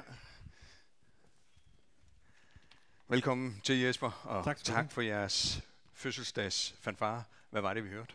Vi hørte en ny fanfare skrevet af Frederik Magle i anledning af vores 90-års fødselsdag, og den er selvfølgelig baseret på den her gamle salmemelodi, Invanalis Temporis, som høres fra rådsklokkerne hver morgen. Og det synes vi var passende at basere den fanfare på, og vi skal også spille den i en fuld orkesterversion, når vi fejrer orkesterets 90-års fødselsdag den 17. januar. Og I har 90-års fødselsdag. Hvad går det ud på? Jamen altså, orkestret blev grundlagt i 1935. Der blev der skrevet i januar måned, 14. januar, var der nogen, der skrev under på. Nu laver vi et symfoniorkester. Det har en administration, ledelse og nogle musikere. Og så laver vi en underskrift på det. Og det er lige præcis 90 år siden der til januar. Så vi markerer det den 17. januar med en stor festlig gala fødselsdagskoncert. Og så har I jo brugt det forgangne år også prøve at se ud i fremtiden, blandt andet med en ny chefdirigent. Hvis nu dem her i salen går ind og oplever ham, hvad kan de så godt glæde sig til? Ja, altså nogle har måske bemærket den her kampagne. Vi kørte i august måned. Aarhus har fået en ny chef. Og det er selvfølgelig den vigtigste chef, Aarhus har fået i mange år. Nå, Anders, undskyld, ja. Dmitri Matvienko hedder vores nye chefdirigent, og han tiltrådte her i år. Og han er jo en eksplosiv energibombe af en dirigent. Han er sådan en, der bare sparker liv i kludene og sætter gang i den. Og når man kommer ind og hører ham, og ser ham dirigere og hører orkestret spille under hans ledelse, så vil man få sådan en medrivende, brusende oplevelse af, at der er energi og saft og kraft i et symfoniorkester. Du har taget sådan en lille udfordring med til os her den her morgen, og det er jo cremen af cremen i Aarhusiansk ledelse, der sidder her i salen i dag. Det kan vi jo vist ret hurtigt godt blive enige om. Og ledelse, det er jo sådan en livslang læring eller erkendelse, som i øvrigt er temaet for jeres fødselsdagsår i 2025. Og du har taget sådan en lille konkurrence med, sammen med de musikere, der er her bagved. Nu vil jeg forlade scenen. Vil du så ikke prøve at tage sig igennem, hvad det går ud på? Jo, jeg vil lige fortælle ganske kort. Vi har skabt sådan en dirigent-workshop, kalder vi det, hvor man har mulighed for at komme op og prøve, hvordan det er at dirigere nogle af de her musikere fra orkestret. Og der inviterer vi så folk fra ledelseslagene til at prøve det her, og jeg kan love jer for, at man lærer noget om sig selv som leder i den situation, og det fantastiske ved mig, for mig, som jo leder den her workshop og guider jer igennem det, det er at se de her utrolig højt begavede mennesker, ekstremt kompetente mennesker, være fuldstændig ude at skide. Det er noget, jeg sætter virkelig stor pris på. Så det skal vi se et lille eksempel på i dag, og til det, der skal jeg bruge en frivillig. Og den frivillige, det er Anders Vinderskjold. Skal vi give ham en hånd? Yeah! Ja. Sikke mange privilegier. Nej, men jeg er så glad for, at du gerne vil lege med, Anders. Nu skal vi starter lige. Jeg skal bare lige på 30 sekunder lære dig, hvordan man dirigerer, for det er faktisk ikke så svært. Så du starter med, at du tager initiativet, og så lægger du ligesom en idé på bordet og siger, bum, så starter vi, ikke? Det er et slag, bum. Og så er det fuldstændig som i byrådet. Så går det først en lille smule til venstre, og så går det en lille smule til højre, og så er det helt op i luften, indtil der igen er en, der siger, der ligger den. Så det er 1, 2, 3, 4. Og så handler det jo om, at du som leder på det her foretagende sætter tempoet og tager initiativet, og så skal de nok spille. De ved jo godt, hvad de laver. De her ansatte i Aarhus Kommune, der står bag ved dig, de har rimelig styr på deres shit. Så det er bare noget med, at du tager initiativet og siger, bum, der er den, og så kører vi, og så må vi se, hvordan det går. Ikke? Held og lykke, Anders. Tak. Nå. Begge hænder, en hånd. Det er op til dig. Det er godt, vi kører.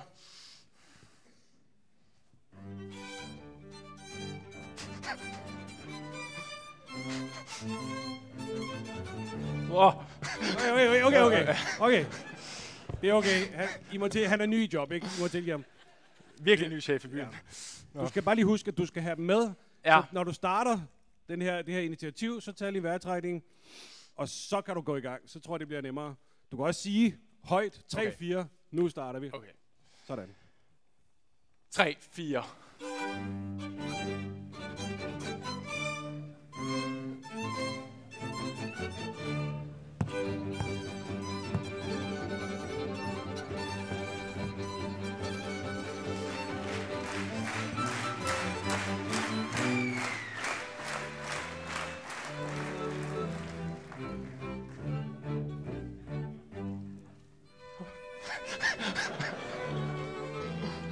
Okay, jeg er klar igen.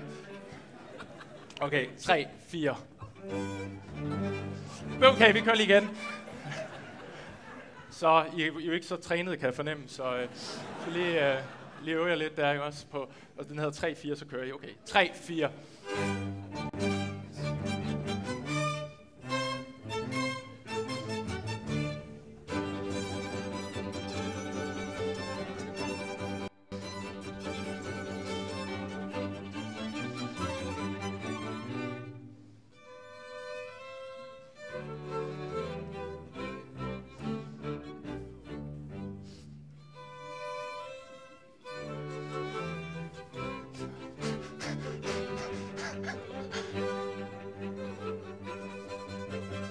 Nu sker der noget. Kan du mærke det, Anders? Ja!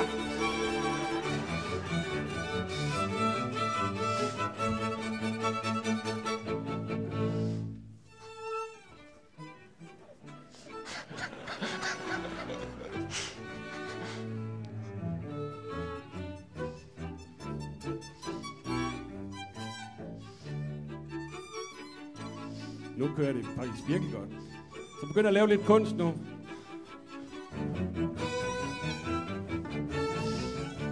Det er rock and roll, det der.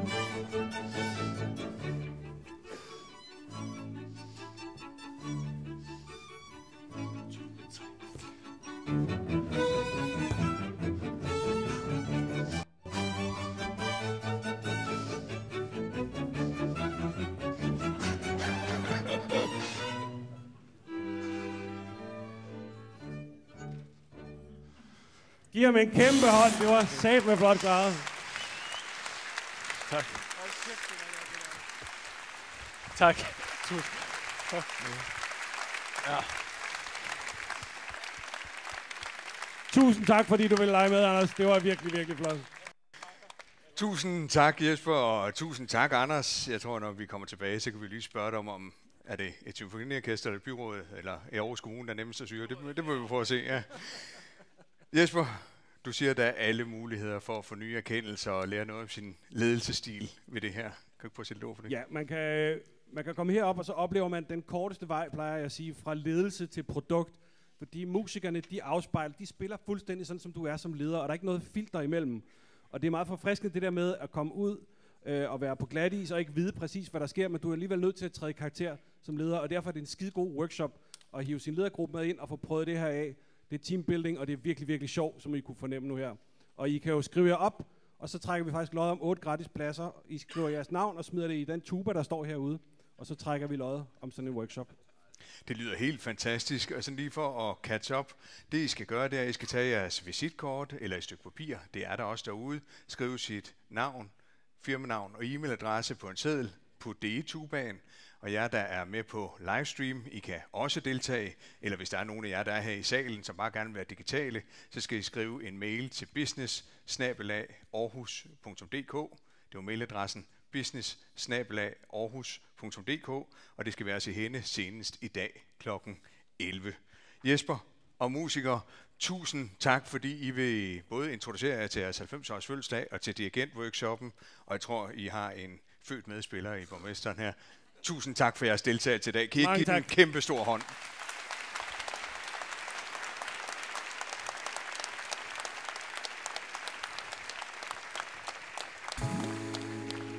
er specielt at få lov til at stå i hjertet af den by.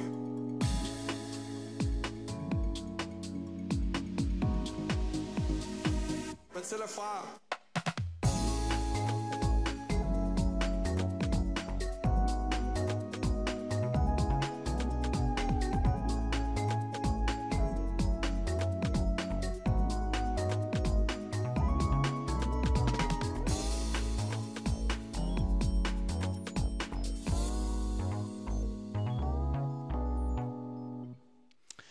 det er ikke kun symfoniorkester, der fylder rundt her i 2025. Det gør en anden af vores helt store kulturinstitutioner, Aarhus Festuge også. Festugen har nemlig 60-års jubilæum, og det bliver med jubilæumstemaet Ingen alder. Det bliver med fokus på tid, tid som historie, tid som udvikling, tid som alder og generationer, og den tid, vi deler. Og det kan I godt begynde at glæde jer rigtig meget til. Og hvis nu man gerne vil have en snak om samarbejde med Aarhus Festuge, så skal man tage fat i direktør Rikke Øksner. Og Rikke, må jeg bede dig om at rejse dig op hernede, så kan alle lige se, hvem du er. Tag fat i Rikke, hvis man har lyst til at samarbejde med Aarhus Festuge, som i 2024 løber fra 29. august til 7. september. Giv lige en kæmpe hånd til Rikke Øksner og hendes team.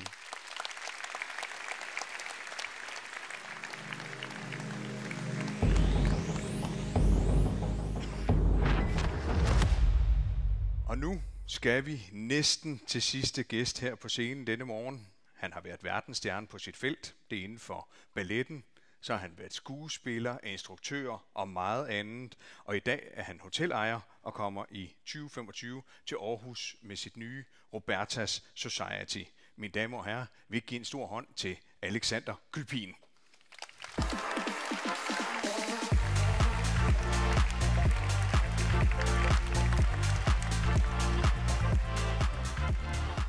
Velkommen til, Alexander. Tak. Og velkommen til Aarhus, tak. Tror jeg også, jeg vil sige. Bare jeg ikke skal dirigere. De kommer igen.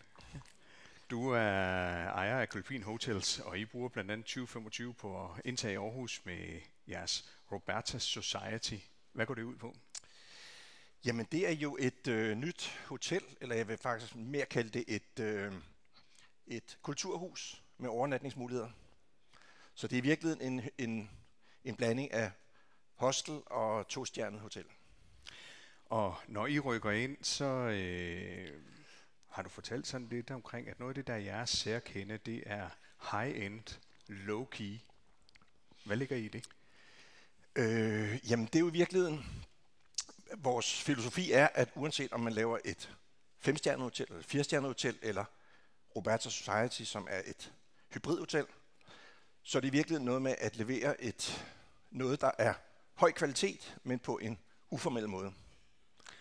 Og gæsten, I kan lære forsamlingshus. Hvem bliver gæsten på Roberta Society? Jamen, det bliver jo tilrejsende, det bliver unge, det bliver grupper, det bliver meget grupper, det bliver skolegrupper, sportshold, forretningsrejsende, backpackers fra udlandet, turister fra Danmark, lokale. Vi vil i høj grad åbne huset op, så det ikke kun er for de tilrejsende, men det også er for byens studerende, unge, de borgere, der er her, som forhåbentlig vil bruge huset. Og I har jo så valgt Aarhus som jeres næste destination for Kølpin Hotels. Hvorfor det? Jamen, jeg synes, der er nogle... Altså for det første kan man jo mærke den dynamik og den kreativitet, der er i byen. Jeg synes, det er sindssygt inspirerende at høre alle de tiltag og al den skaberkraft, der er, når man sidder her i dag. Men vores tilgang var jo egentlig, at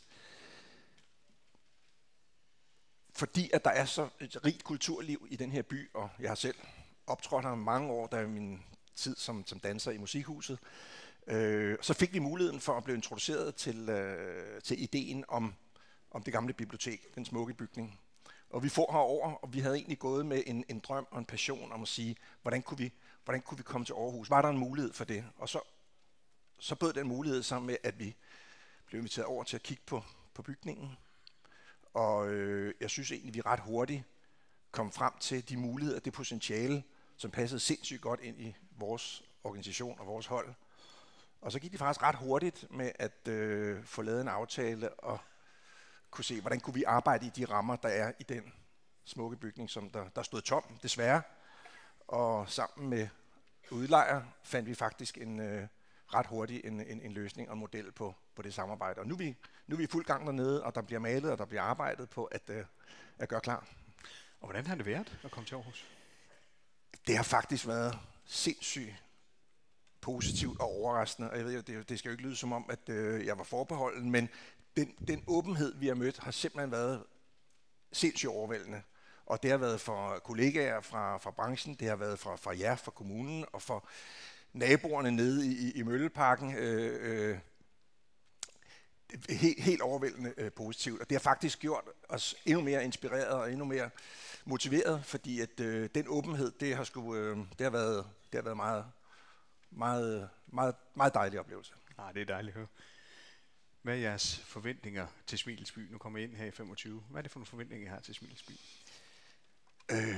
Vi har en forventning om, at vi kan levere noget kvalitet i det hus, at vi kan være med til at åbne huset op, at vi kan danne ramme eller være et hus for, at talenter kan få lov at komme ind. Og så udover at vi skal sælge nogle værelser, og vi skal servere noget mad, vi kommer til at lave fællesspisning hver dag til meget billig pris, fordi vi i virkeligheden mener, at samværet og kunsten og kulturen er sådan set i vores musik hele limen mellem at skulle sælge et produkt og skulle have noget omsætning. Så i virkeligheden vil vi gøre det, hvor foretegnet er samværet, og det er fællesskabet, og det er kunsten og kulturen. Så vi kommer også til at have et helt kulturelt program, som kører 7 dage om ugen, og vi vil i virkeligheden gerne lægge hus til at være en platform for, hvor talenter kan komme, og du er kunstner eller de er musikere, og at det bliver et sted, også et væksthus for at udvikle talenter.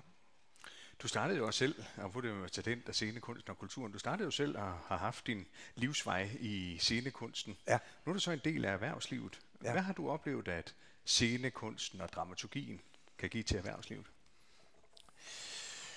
Jamen i virkeligheden mange ting, synes jeg, at jeg har taget med fra min erfaring som kunstner.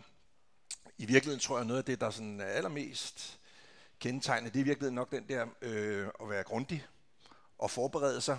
Og som danser, så ved jeg, jo bedre du er i prøverne, jo mere omhyggelig du er i prøveforløbet og forbereder dig og laver dit hjemmearbejde, jo bedre er chancen for, at det går godt, når så man skal levere. Så jeg synes, den der omhyggelighed, at være omhyggelig og være grundig, og så synes jeg noget andet, og det er jo sådan set ligegyldigt, at man skal sælge billet til en forestilling, eller en film, eller en koncert, eller om det er en overnatning, så er det det der med at have styr på sin fortælling. Og jeg tror meget på, at det skal være autentisk, og det bør være en autentisk fortælling. For når man hopper op på ølkassen, så synes jeg, at man skal have styr på sin fortælling, fordi jeg tror, at et hvert publikum kan mærke, om det er autentisk, det man siger, den historie, man fortæller. Så vi håber jo med vores hus, at vi kommer til at være både autentiske og i hvert fald have styr på vores forberedelser, og det prøver vi at være omhyggelige omkring. Det har jeg sådan et indtryk af, at I har. Her til sidst, I åbner i 2025. Ja. Hvad kommer til at ske? Jamen, lige nu sker det, der løber en masse rundt og gør i stand. Og så den 13. februar starter vi det, der hedder en soft launch. En stille og rolig åbning, så der er jo ikke fuld damp på kedlerne, så vi åbner i begrænset omfang. Der er overnatning, og der er lidt kaffe, og der er lidt morgenmad. Hele spisedelen er ret begrænset. Og så den 3. juni, så åbner vi op for det hele. Og så er vi klar. Alexander Kulpin, vi glæder os i hvert fald til at se Roberta Society. Tusind tak, fordi du vil være med på den her nytårsbriefing. Kan I give en kæmpe hånd til Alexander Kulpin? Tak.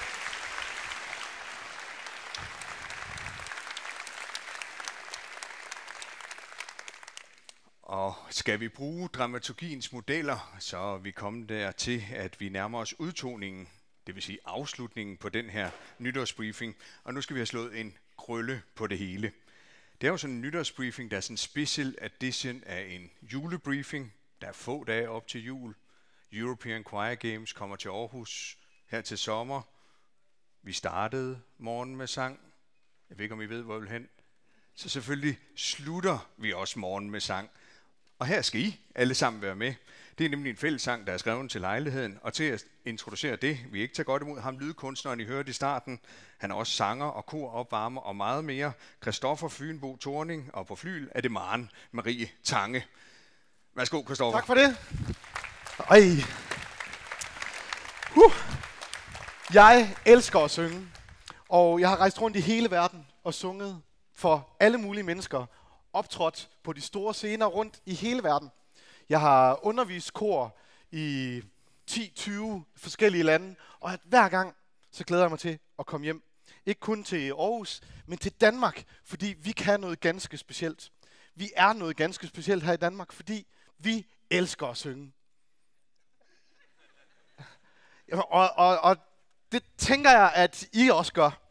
Fordi at vi er jo lige nu i fællessangens højtid. Ikke? Lige om lidt, så står I alle sammen og synger sammen. I synger i fællesskab. I åbner munden og synger nogle af de sange, som vi har sunget gennem hele vores liv. Som bygger på en lang og stolt tradition. En flere 100 år gammel sangtradition, som vi lige så stille har bygget ovenpå og taget os af. Værnet om. Og det er altså det, vi skal i dag også. Vi skal synge lidt sammen. Og vi skal synge noget, som også er ret specielt. Når jeg prøver at fortælle om det ude i verden, så siger jeg, at i Danmark, der skriver vi sange til hinanden. Vi skriver lejlighedssange. Og måske har I endda nogle af her rundt omkring skrevet en sang på et tidspunkt. Det er altså ret mærkeligt ude i den store verden, at vi gør det i Danmark.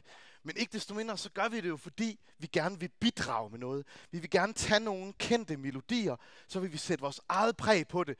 Og så gør vi det på den måde, vores tradition, vores kulturarv.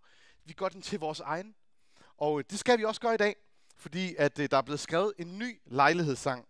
Og altså, det er ikke så svært at gætte, hvilken melodi, der ligesom er, vi skal synge den på, vel? Nu peger jeg opad, og det er fordi, her ovenover os, her hænger jo rådhusklokkerne, som hver dag spiller den her melodi. Invanalis temporis, tror jeg nok, det bliver sagt. Jeg siger altså bare på aarhusiansk. Invanalis temporis. Og det betyder jo ind i foråret. Det er en over 800 år gammel melodi, som er her i Aarhus, som er sådan ligesom kernen på en eller anden måde af, hvad det er, vi bygger på. Af fællesskaber, af sangtradition, blandt andet her i Aarhus. Og det betyder jo ind i foråret, fordi at man sang den om foråret, når man bare grene og blomster ind i byen, for sådan at hilse lyset velkommen. Så senere så blev der skrevet, i 1800-tallet blev der skrevet en ny tekst til den, frydeligt med jubelkor, hilses vores komme, igen en hyldest til foråret og lyset. Og så i 50'erne, i koldkrigstiden, der blev der skrevet en mørk tekst, der hed Mørk af november, fordi det er jo en del af det at være danskere, det er, at det er ret mørkt her i november og december. Så det skulle selvfølgelig også være på den melodi. Så på den måde kommer man omkring det at være dansker, det at bo her i det mørke og nogle gange lyse nord. Og i dag der er der skrevet en ny tekst til den. Men inden vi skal hoppe ud i den tekst, så skal vi lige have jer varmet lidt op. Og så tænker I nu, at det bliver skidesvært. Det gør det ikke. Hvis I lige rejser jer op, og så tænker vi, at når vi laver fællesskaber, når vi skal i gang med noget sammen, så er det en god idé at give en lille smule af sig selv. Og det gør vi ved lige at ryste højre arm her, og vinke til mig, og venstre arm her. Godt. Og højre ben ryster vi også lige lidt, det kan jeg jo ikke se, så I kan godt snyde. Og venstre ben her, sådan. Og så gør vi det lige 5 gange. Højre arm, 1, 2, 3, 4, 5. 1, 2, 3, 4, 5. 1, 2, 3, 4, 5. 1, 2, og så 4 gange. 1, 2, 3, 4. 1, 2, 3. I kan se, hvor det bærer hen af det her. 1, 2, 3. 1, 2, 3. 1, 2, 3. 1, 2, 3. 1, 2, 3. 1, 2, 1, 2, 1, 2, 1, 2, 1, 1, 1, 1. Og så siger vi, hurra! Må jeg lige høre et hurra! Sådan her. Så gør vi det lige lynhurtigt, så vi siger 1, 2, 3, 4, 5. 1, 2, 3, 4, 5. 1, 2, 3, 4, 5. 1, 2, 3, 4, 5. 1, 2, 3, 4. 1, 2, 3. 1, 2, 3. Jeg kan sige, det ser rigtig godt ud hernede på de forreste rækker. 1, 2, 3. 1, 2, 1, 2, 1, 2, 1, 2, 1, 1, 1, 1. Hurra! Må jeg lige høre det igen? Sådan må jeg lige sige og se jeres hænder gå ud foran jer. Og så siger I lige alle sammen, ho, ho, ho, ho, ho. Ha, ha, ha, ha, ha. Så siger I lige, næh. Nå. Ah. Jo. Nej, tak. Jo, tak. Så er vi simpelthen klar til at synge. Sæt jer lige ned igen. Og først, så skal vi synge den på Mørk af november, som vi kommer frem her. Og Marie, værsgo.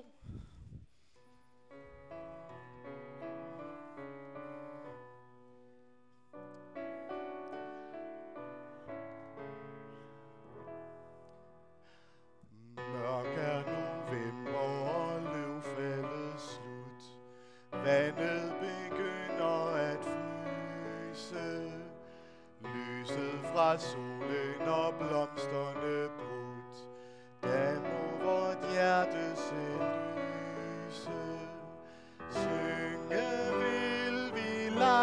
er magt, mere end beregning, forstand og foragt.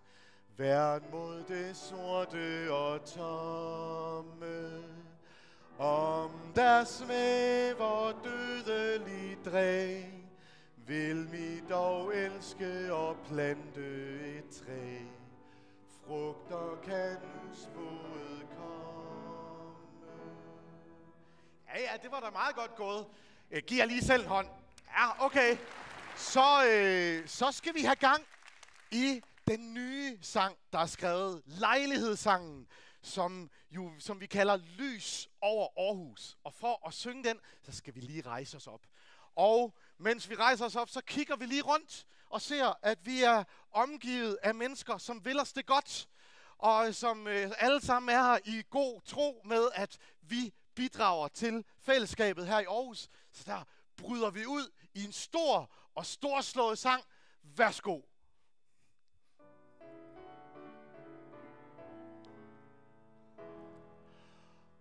Aarhus en korby med fællessangstrang. Vi synger smilende store. Aarhus historien er stolt og lang. Her bygges regnbuebroer.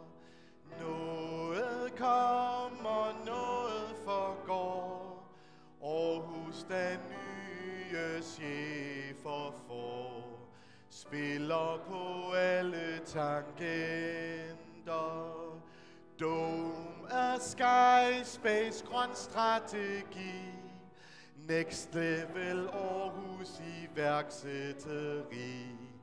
Klimaneutrale talenter.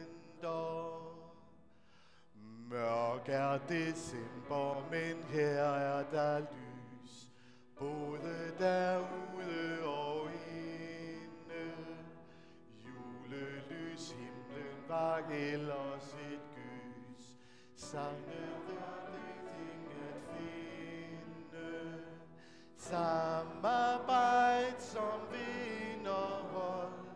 Sage Anders vinder skjold. Fælles fodslag og glæde. Mølleparken fyldes med grin.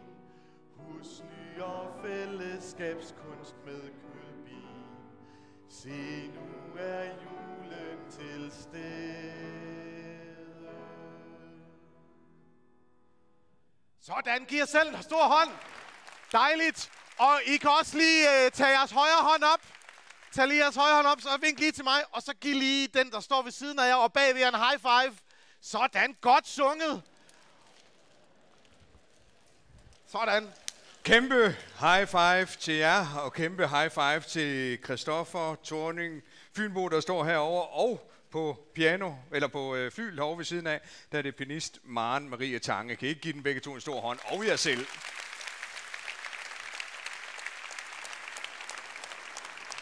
Og så fik vi jo ellers bundet en smuk sløjfe for dagens program, og på Aarhus på vej herinde i 2025. Når vi er færdige her på scenen, så husk at gå ind og se udstillingen bag jer. Der er både med The Dome og Aros, og der er med klimastrategien og klimaalliancen. Herude i foyeren, der kan I også opleve fremtidens mangfoldige udgave af Strøget, og I kan møde arkitekterne fra Pax bag. I kan også gå ud i forhallen og se sådan en lille video af 17 Walls. Det er gavlmaleriernes fortolkning af FN's verdensmål. Og så skal I jo huske dirigenten. Husk at deltage i dirigentworkshoppen, der kan give jer en masse nye erkendelser i 2025. Man deltager som sagt ved at skrive sit navn, firmanavn og e-mailadresse på en seddel, eller lægger sit visitkort i den tuba, der er herude, eller man deltager ved at sende en mail til business@aarhus.dk. Det skal bare være også i ende inden kl. 11. Der er masser af frisk kaffe, endnu en Rebalance eller en BMO herude ved siden af, så bliv hængende og netværk lidt. Vi er snart ved at være færdige her på scenen, men inden vi er helt færdige, så vil jeg sige tak herfra og give ord tilbage til vores vært denne morgen, og borgmester og dirigent Anders Vinderskjold.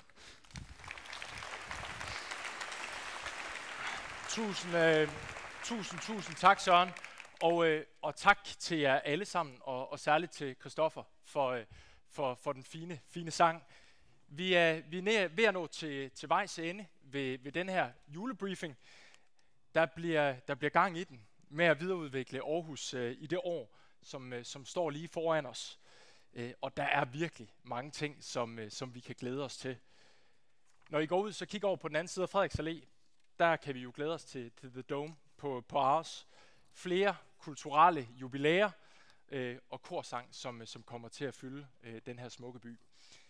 2025, det er også året, hvor vi skal have udviklet en ny erhvervsplan for jeres rammevilkår i Aarhus. Vi skal vedtage en ny kommuneplan, som sætter de fysiske rammer for udviklingen af Aarhus. Læg dertil, at vi har masser af projekter, der allerede er i gang og på vej. Og blot lige for her til sidst at nævne et par af dem. E45, letbane, Marselis-tunnel. Meget tæt på en ny aftale med privat investor om Aarhus Airport. Nyt rensningsanlæg, Rewater. Alle klimaprojekterne. Et nyt stadion var der også noget om. Samt projektet med nyt universitetscampus, nye bydele og erhvervsområder. Så er vi i gang. Det kommer til at kræve en hel masse samarbejde. Og med andre ord, så tror jeg godt, jeg kan sige, at vi skal glæde os. Men vi kan også komme til at trække i arbejdstøjet her i 2025. Det bliver der brug for. Men inden da, og det her det er vigtigt, så vil jeg gerne ønske jer, og ikke mindst jeres familier, og alle jeres medarbejdere, en rigtig glædelig jul og et rigtig godt nytår. Både til alle jer, som er kommet, som er i salen, og til alle jer, som streamer med fra enten arbejdspladsen eller hjemmefra. Tusind tak, fordi I kom. Jeg glæder mig helt vanvittigt meget til samarbejdet med jer alle sammen. Tak.